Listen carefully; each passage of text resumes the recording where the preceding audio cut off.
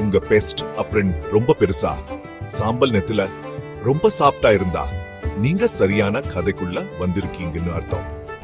உங்களுக்கு பாட்டு பாடவோ டான்ஸ் ஆடவோ வரலைன்னா கவலைப்படாதீங்க.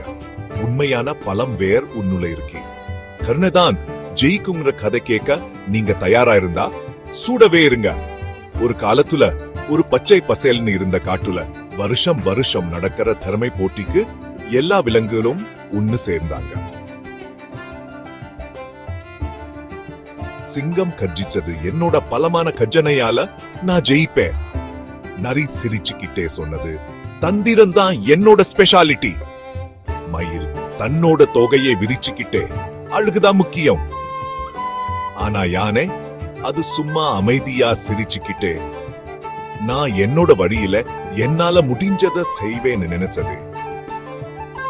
ஒவ்வொரு விலங்கும் ஸ்டேஜ்ல வந்து அவங்களோட பெரிய பலத்தை காட்டுனாங்க. கர்ஜிக்குது, துள்ளி குதிக்குது, மிரட்டுறது. இலோ அமைதியாவும் சாப்பிட்டாவும் சும்மா காத்துக்கிட்டு இருந்தது. திடீர்னு பலமா மழை வந்துச்சு. ஆறு நிரம்பி வடிஞ்சிச்சு. ஒரு சின்ன குரங்கு ஆழமான கிணத்துக்குள்ள வழுந்துருச்சு. வெல்குக எல்லாம் பயந்து போயிட்டாங்க.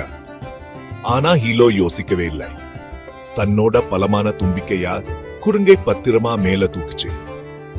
நன்றி ஹீலோ குரங்கு உச்சாமா சொன்னது.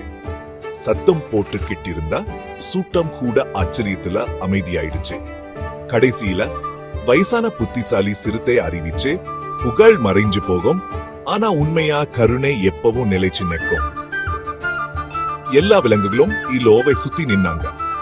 அதுதான் அவங்களோட புது ஹீரோ.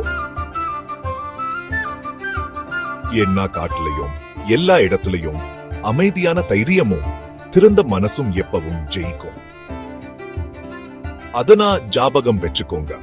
கருணையா இருக்கிறது தான் எல்லாத்தையும் பெரிய வெற்றி.